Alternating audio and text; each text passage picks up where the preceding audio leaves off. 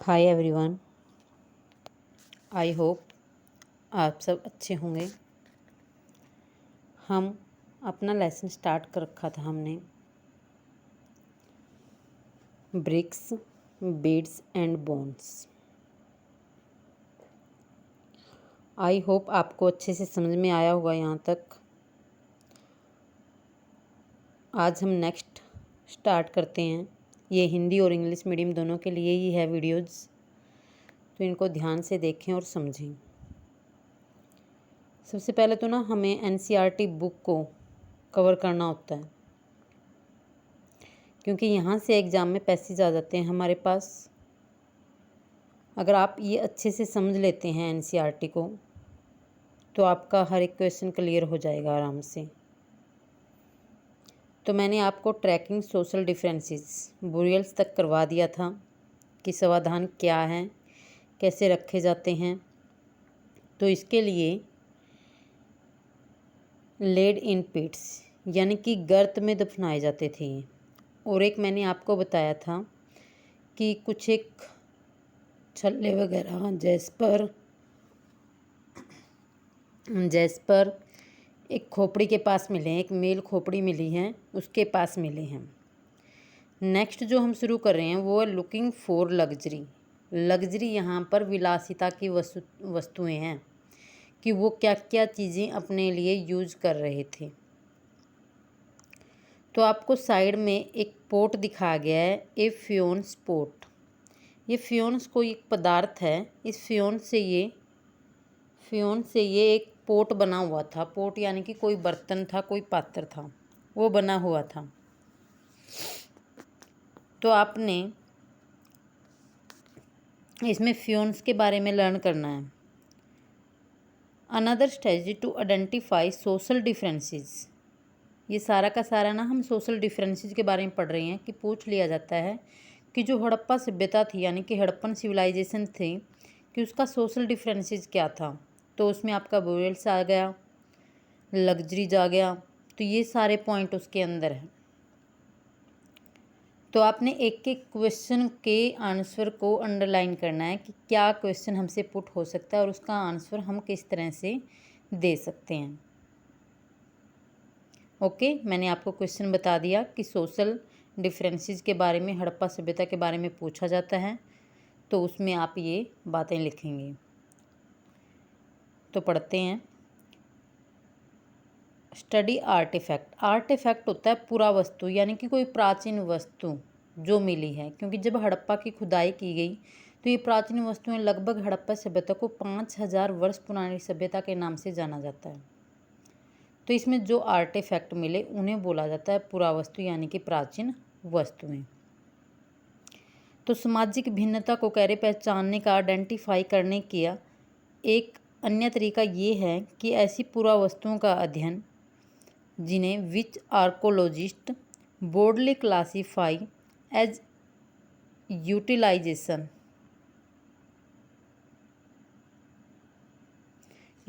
And luxury, कि जिन्हें पुरातत्वविद थे, जो आर्कोलॉजिस्ट थे, उपयोगी तथा विलास की वस्तुओं में वर्गीकृत करते हैं।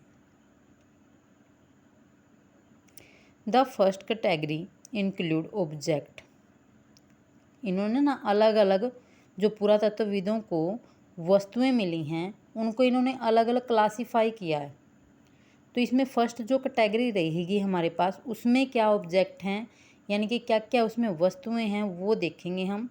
ऑफ डेली यूज मेड, कि जो डेली यूज, हर रोज़ की लाइफ में हम रोज़मर्रा की ज़िंदगी में जिन वस्तुओं का उपयोग करते थे वो फर्स्ट में शामिल था। इन सभी लाइनों को आप नोट करते जाएं।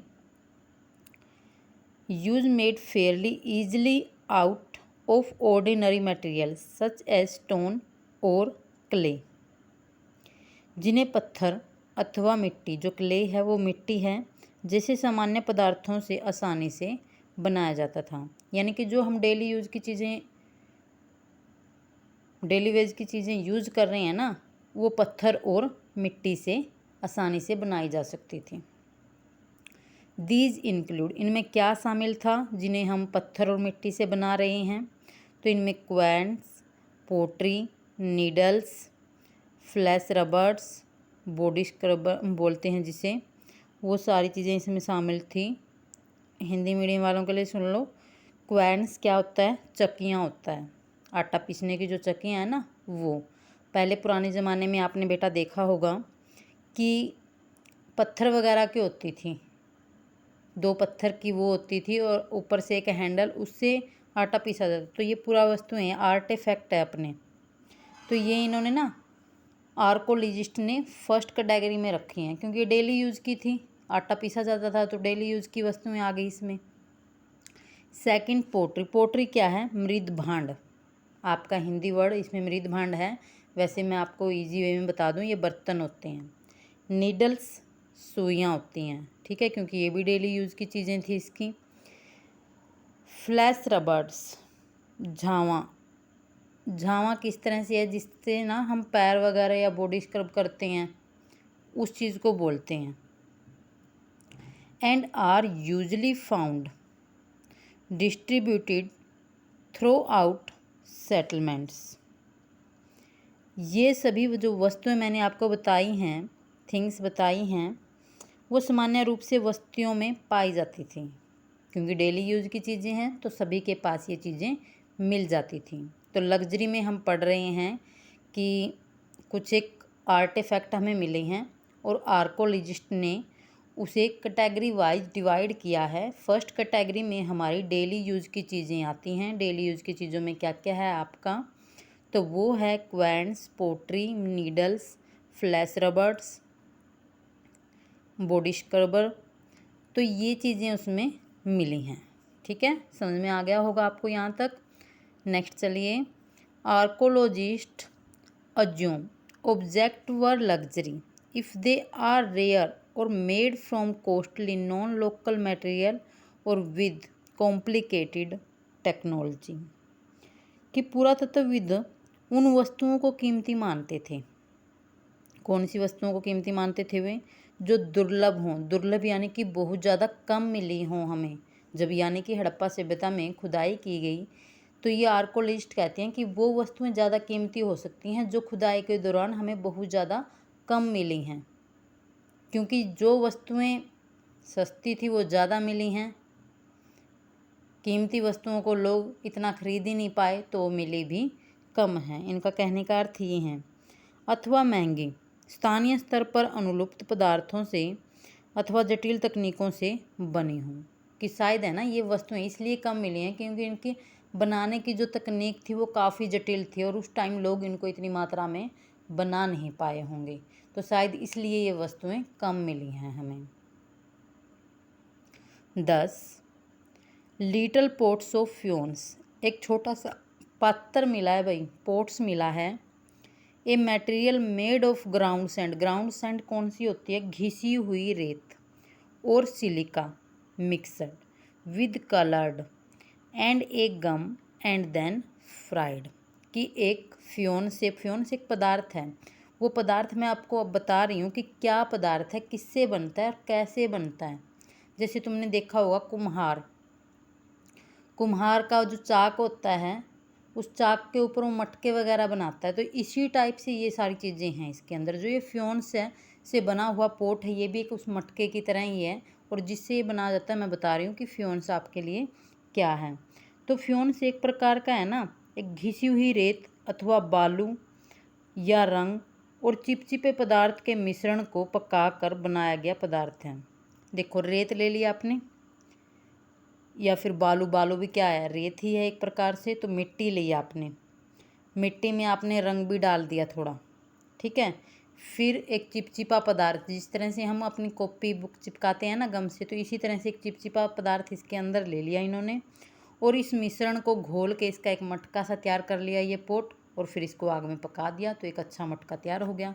जिस तरह से आजकल भी हम अपने घर में इस तरह के मटके खरीदते हैं, तो उसी तरह से ये फ्योन्स है। तो फ्योन्स को आपने इस वर्ड को याद रखना है कि क्या है फ्योन्स।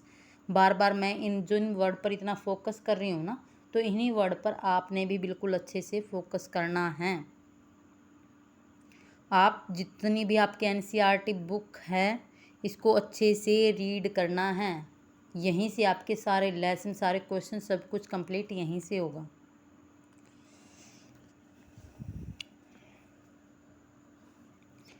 तो फ्यून समझ गए आप कि फ्यून्स एक पदार्थ है, ठीक है। एक मिट्टी लेते हैं हम, यानी कि बालू लेते हैं, ग्राउंड सैंड जिसे बोल रखा है इन्होंने। कलर लेते हैं, एक चिपचिपा पदार्थ गम लेते हैं और उसको फ्राइड पकाकर मटका तैयार कर लिया जाता है, उसको पोट बोलते हो। बस।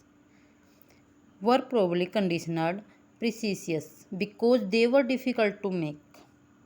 कह रहे ये है ना, कीमती माने जाते थे।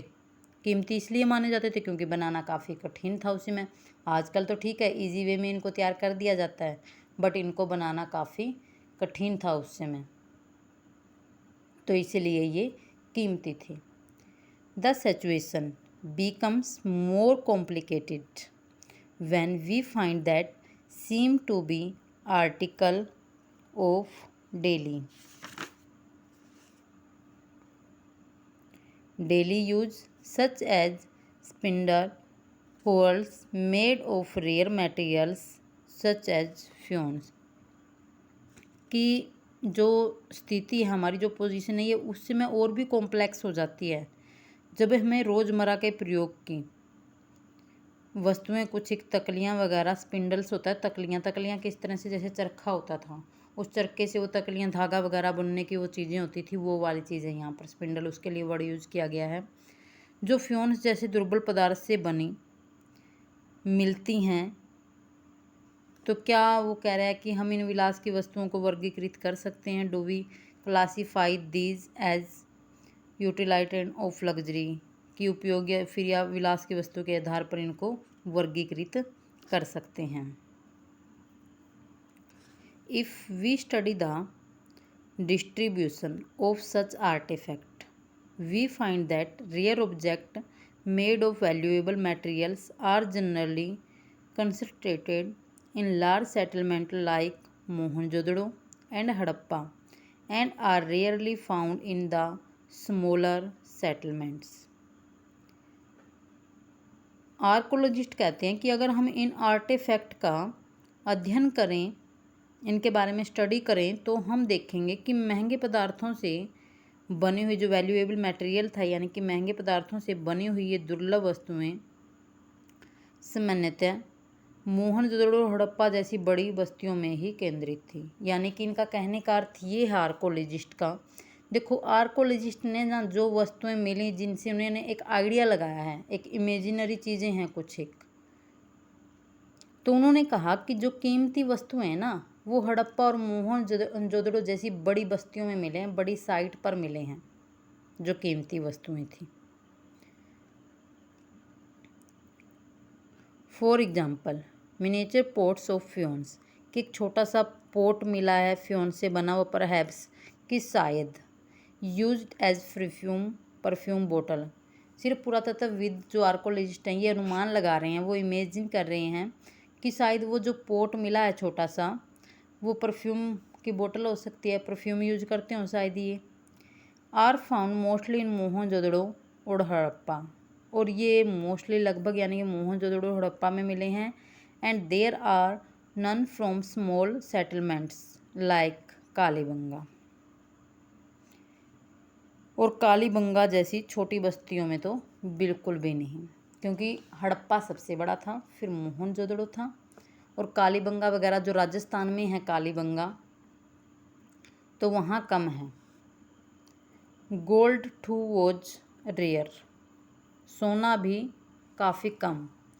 And as at present probably precious all the gold jewellery found at Harappan sites was recovered then hoards, कि आज बहुत ज़्यादा कीमत बढ़ चुकी है सोने की, कि हड़प्पा स्थलों से मिले हुए सभी जो ऑर्नामेंट मिले हैं, वहाँ पर ज्वेलरी मिली हैं, वो संचयों से प्राप्त हुए हैं। तो ये जो होर्ड्स वर्ड है, संचय बोलते हैं इसे, संचय यानी कि एक जगह इकट्ठा करके रख दिया जाए, उसको संचय बोला जाता है। और ये वर्ड आपने याद करना है कि संचय वर्ड है क्या। तो ये साइड में आ जाइए थोड़ा सा, वहाँ से ये होर्ड्स, और इसको पूरे को आप नोट करेंगे, कि होर्ड्स क्या था, संचय क्या था। पहले पिछले ज़मानों में क्या करते थे लोग, कुछ पोट वगैरह ले लिए, छोटे छोटे बर्तन, उसमें अपनी ज्वेलरी वगैरह रख के और मिट्टी में दफना देते थे कहीं नीचे, ताकि डाकू वगैरह से वो चीज़ें बची रहें। तो ऐसी ही चीज़ें हमें जब खुदाई हुई हड़प्पा सभ्यता की, तो ये चीज़ें हमें मिली हैं कि उन्होंने ज्वेलरी वगैरह अपनी किसी पोट वगैरह में मिट्टी के नीचे दफनाई हुई मिली हैं। तो उन सब से ये आइडिया लगाया गया कि ये संचय यानी कि उस होर्ड्स में रखते थे। तो देख लीजिए होर्ड्स क्या है।